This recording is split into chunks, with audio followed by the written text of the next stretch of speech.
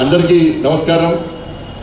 Bharatiya Janata party అభ్యర్థిగా జూబ్లీహిల్స్ నుంచి పోటీ చేయడానికి మన ముందుకు వచ్చి మనందరి కష్టార్జితంతో ఓటర్ల ఆశీర్వాదంతో గెలవబోతున్నటువంటి మన లంకల దీపక్ రెడ్డి గారి యొక్క నామినేషన్ సందర్భంగా వేదిక రెడ్డి గౌరవనీయులు పెద్దలు బీజేపీ రాష్ట్ర రథసారథి రామచంద్రరావు గారు, కేంద్ర మంత్రివర్యులు గౌరవనీయులు కిషన్ రెడ్డి గారు, బీజేపీ శాసనసభాపక్ష నాయకులు మహేశ్వర్ రెడ్డి గారు, శాసన మండలి సభాపక్ష నాయకులు రెడ్డి గారు, గౌరవ పార్లమెంట్ సభ్యులు, గౌరవ శాసనసభ్యులు, గౌరవ శాసన మండలి సభ్యులు, భారతీయ జనతా పార్టీ రాష్ట్ర నాయకులు, జిల్లా నాయకులు, జూబ్లీహిల్స్ నియోజకవర్గంలోని భారతీయ జనతా పార్టీ కార్యకర్తలకు, మీడియా మిత్రులకు, ఓటర్ మహాశయులందరూ కూడా నమస్కారం.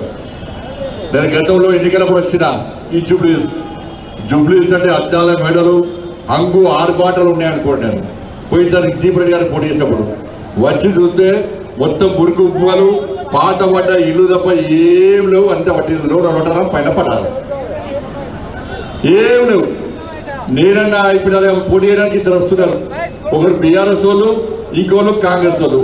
10 సంవత్సరాలు ఇదే రాష్ట్రాలైన బీఆర్ఎస్ వాడు మంచి పాలన అందిస్తే ఇవాళ జూబ్లీహిల్స్లోకి మురికి కుప్పలు ఉంటుండేనా అన్న? ఇలా కారకులు ఎవరు? బీఆర్ఎస్ వాళ్ళు. ఇక మేము 2 సంవత్సరాలు 100 రోజులనే జూబ్లీహిల్స్ అద్దలక పెరిపిస్తామన్నారు కాంగ్రెస్ వాళ్ళు. ఎవరు ఇచ్చిరా అన్న? నేను అందుకే జూబ్లీహిల్స్ వాళ్ళు మొత్తుకుంటున్నా, వేడుకుంటున్నా అన్న. పోయినసారి బీఆర్ఎస్ మీద కోపంతో కాంగ్రెస్ పార్టీకి వేసారు. ఏమిందే వాళ్ళు చిప్ప కూడా మీరు చూసుకున్నారు. ఇప్పుడు మళ్ళా మీరు కాంగ్రెస్ వాళ్ళ మీద కోపంతో బీఆర్ఎస్ వేసింది అనుకో, మీ కొంప కొల్లేదవుతుంది.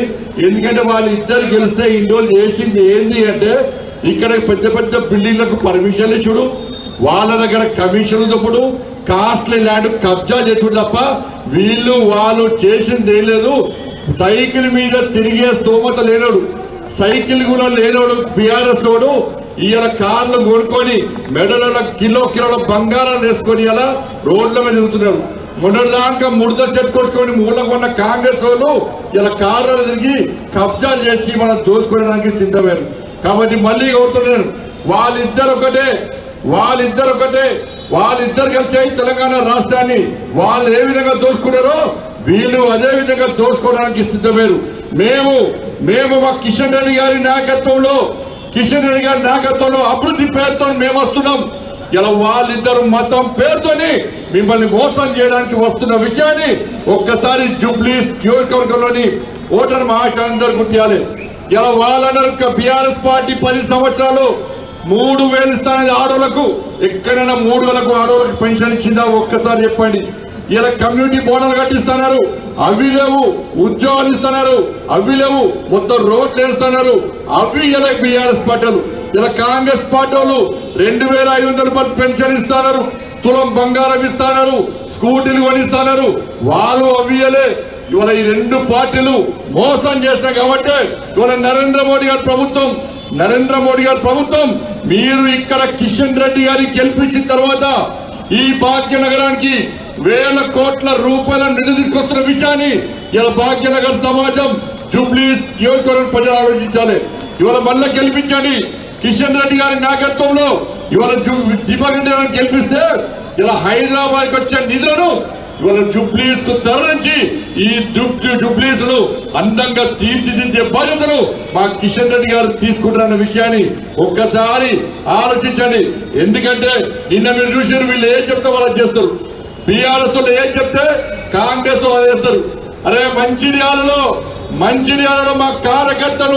మా కార్యకర్తను వేధిస్తే, కాంగ్రెస్ వాళ్ళు వేధిస్తే మా మధుకర్ అనే కార్యకర్త ఆత్మహత్య చేసుకున్నాడు. నేను రామచంద్రరావు డిమాండ్ చేస్తాం, వెంటనే వాళ్ళు అరెస్ట్ చేయడంటే ఈ కాంగ్రెస్ పార్టీ ప్రభుత్వం పట్టించుకోలే గుండాలు అరెస్ట్ చేయడానికి.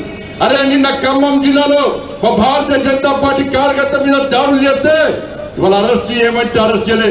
కానీ నిన్న పొద్దున హరీష్ రావు గారు వచ్చి ఇలా నిజామాబాద్ లో కానిస్టేబుల్ చంపారు. వాడిని పట్టుకోనంటేనే ఇలా రేవంత్ రెడ్డి సర్కార్ మన ఎన్కౌంటర్ చేసింది. హరీష్ రావు చెప్తే ఎన్కౌంటర్ చేస్తారు, కానీ మా కార్యకర్తల మీద దాడులు చేస్తే అరెస్టులు చేయమంటే కాంగ్రెస్ పార్టీ. వీళ్ళిద్దరు ఒకటే కాళేశ్వరం పేరు మీద డ్రామాలు ఆడుతున్నారు.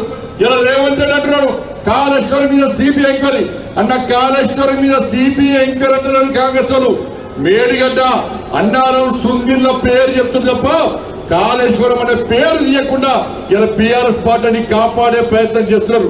కాళేశ్వరం నుంచి మేము మిమ్మల్ని కాపాడుతాం, మూసితో దోచుకుంటే మేమే మాట్లాడడం, కాళేశ్వరం మీరే మాట్లాడకండి, మూసి మీద మేమే మాట్లాడమని చెప్పి లోపాయకారి ఒప్పందం కుదుర్చుకొని ఈ రెండు పార్టీలు మోసం చేస్తున్నారు.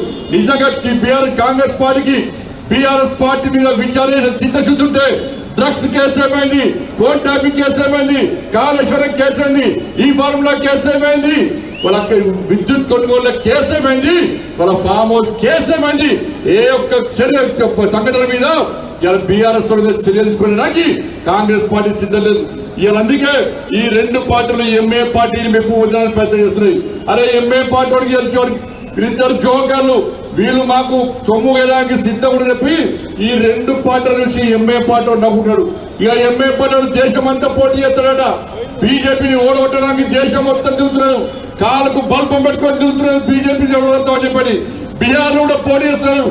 అరే మా జుబ్లీస్ లో తుర్కోల ఓట్లు ఎక్కువ నేను విరవిగా ఎంఏ పార్టీ ఇలా జుబ్లీస్ లో ఎందుకు పోటీ చేస్తున్నదో ఎంఏ పార్టీ స్పష్టం చేయాల్సిన అవసరం ఉంది.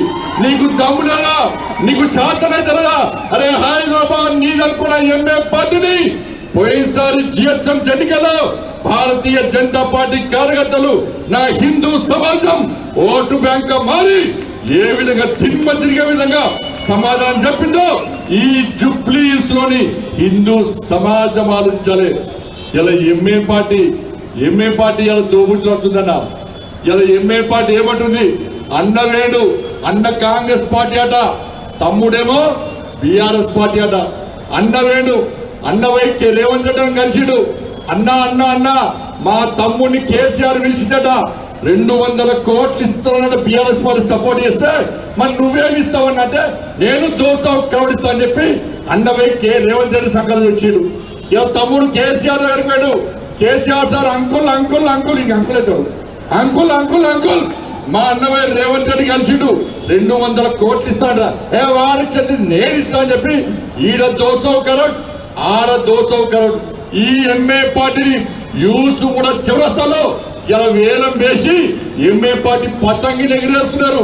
ఎంఏ పార్టీ పతంగిని ఎగిరేస్తే దారం ఒక్కటే ఉంటది, కానీ ఎంఏ పార్టీ ఒక దారం రేవంత్ రెడ్డికి ఇచ్చాడు, ఇంకో దారం కేసీఆర్కి ఇచ్చాడు, గుజ్జేరి గుర్తున్నారు. అలా బీఆర్ఎస్ పార్టీ చేసి బీజేపీ చేసింది ఆ గతంకి పక్కా తెగొడతాం.